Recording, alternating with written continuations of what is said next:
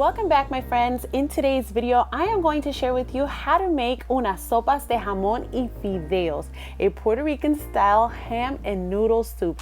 So make sure to stick around and watch. All right, friends, so here are the ingredients we are going to be using to make this fabulous sopas de jamón con fideo. First of all, we got the star of the show, some ham. I have a pretty hefty amount of ham here. I have about 3 cups because this gives it so much flavor and it's just so good. I have about 2 tablespoons of sofrito. I'm gonna say about a cup of diced carrots. You don't have to put these in, but I like to put them in, so I'm putting them in. I have 1 onion diced. I have 2 potatoes that I'm going to dice into small little cubes. And I have some manzanilla olives. I will be putting about 2 tablespoons in there, but you can put as many as you'd like. A little bit of extra virgin olive oil, some adobo. I'll be using minced garlic, some paprika for color, or turmeric if you'd like to use turmeric as well, and then some oregano.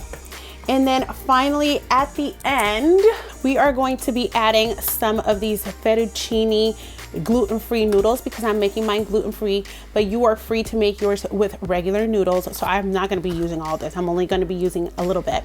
So I'm gonna be adding this in there at the end. And then when I add those noodles, I'm also going to be adding some fresh cilantro in there to cook along with the noodles. And finally, we are going to be doing this in the Instant Pot. You can make this soup in the regular stovetop following the same exact recipe. It's gonna come out amazing. But for the purpose of this video today, I am going to be using the Instant Pot. All right, my friends, I am first going to begin by setting my Instant Pot in saute mode and just letting it heat up a little bit.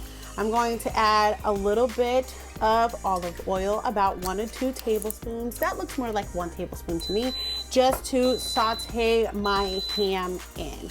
All right, once our pot is a little bit heat up, we're going to go ahead and add in all of our ham. And along with the ham, I'm going to also add our onions in because I'm going to saute them together. Once our ham and our onion are done sauteing, you're gonna notice like the onion is a bit translucent. I'm gonna go ahead and add the rest of the stuff. So I'm gonna add my 2 tablespoons of sofrito. I'm going to add some of the minced garlic. I'm gonna go ahead and add 2 teaspoons just to get started and see how that goes. I'm gonna add the 2 tablespoons of olives.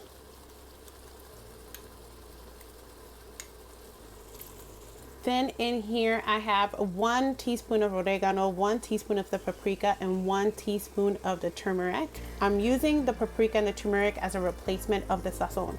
If you're using sazon instead, you can omit those 2 others. Just want it for the color.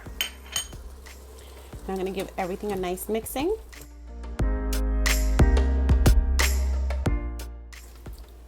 And I'm going to let it sit there for another minute or 2. Finally, I'm going to go ahead and add in the carrots. If you don't like carrots, you can leave those out. And my 2 potatoes. This is going to be a very hearty soup. If you like your soup less hearty, then simply add less ingredients to it, less veggies. But we like our soups very hearty here at home. Give everything a nice mixing. Now, finally, I'm going to go ahead and add water. Now I'm going to add the water a little bit under where it says the PC Max line there. I'm gonna add a little bit up to a little bit under that.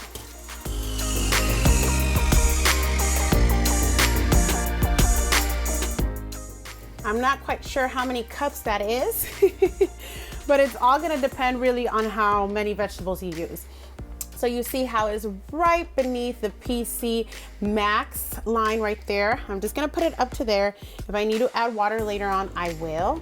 And finally, I'm going to add my adobo. And for the adobo, the ham itself already has some saltiness to it.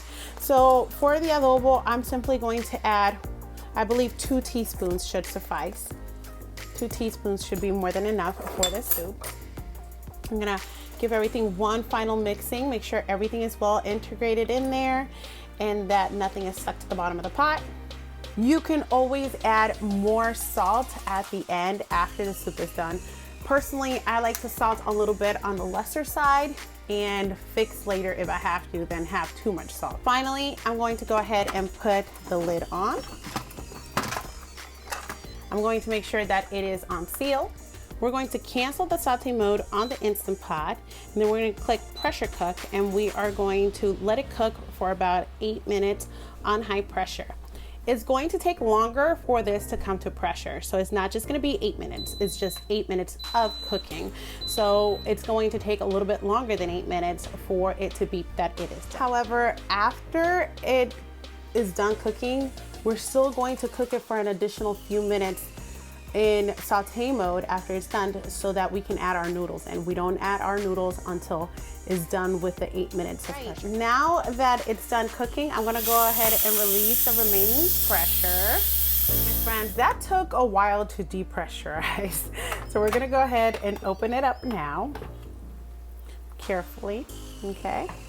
And I'm going to cancel and click saute mode because we're gonna be adding our noodles now. I'm gonna go ahead and add my cilantro in here.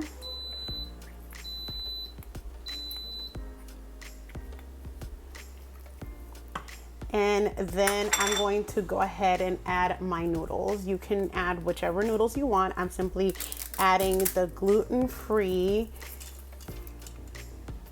fettuccine noodles. So I'm gonna cut it into thirds like this. And I'm going to let it cook. So in the saute mode is simply going to boil up and cook while it's in there. At this point, you can also taste the broth and see if you need to adjust the saltiness of it or you want to add any other flavorings to it. We're gonna let it simmer in here until the noodles are nice and soft, which depending on the type of pasta you're using might take a different amount of time.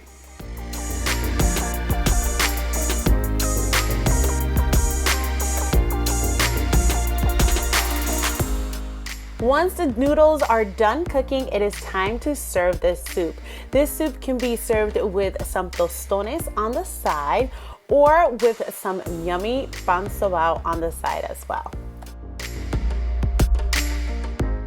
Now it's your turn to give these delicious sopas de fideo a try. If you would like more Puerto Rican Instant Pot recipes, make sure to go ahead and check my playlist.